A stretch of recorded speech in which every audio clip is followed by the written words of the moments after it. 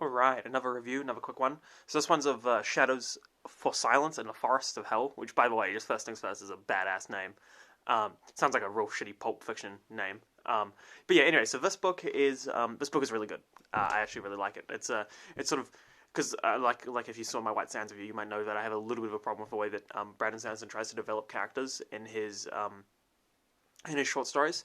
But I thought this book really avoided that. I thought the characters were interesting and cool and fleshed out, and the world is really cool. So let's jump into that first. The world is really interesting. We have like their continent has been taken over by the evil, the evil, and it's like real bad. And so I came to this new continent, and in a new continent, it's like kind of fucked because it's filled with like goddamn shades and just creepy forests, and it's pretty gnarly.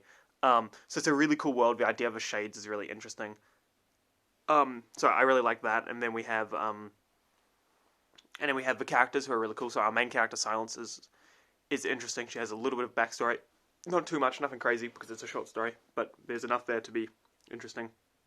And then we have her daughter, who actually has even a little bit of character to herself, although it's mainly just that she's like a bit of a badass, but there's nothing necessarily wrong with that. I mean, if you're writing a short story, but that's all good. And then you have, there's a villain quite well established by the end, but so when he dies at the end, you're like kind of happy. Oh, spoiler alert, by the way, that's a bit late. And the way the book ends is really satisfying because it's sort of you sort of could have seen it coming in terms of the way that the world is explained to you and that the character's history is explained to you. So you could have seen it coming, but you don't.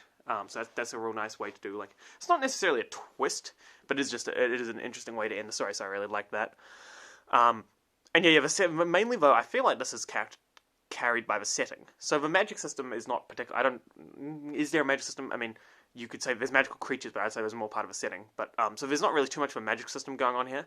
But the setting is just really cool and it's really interesting and it's fun to see them like navigating the setting and like there's like the rules for how the wraiths do stuff, like why they attack you and stuff, and it's really interesting to see them navigating around the rules.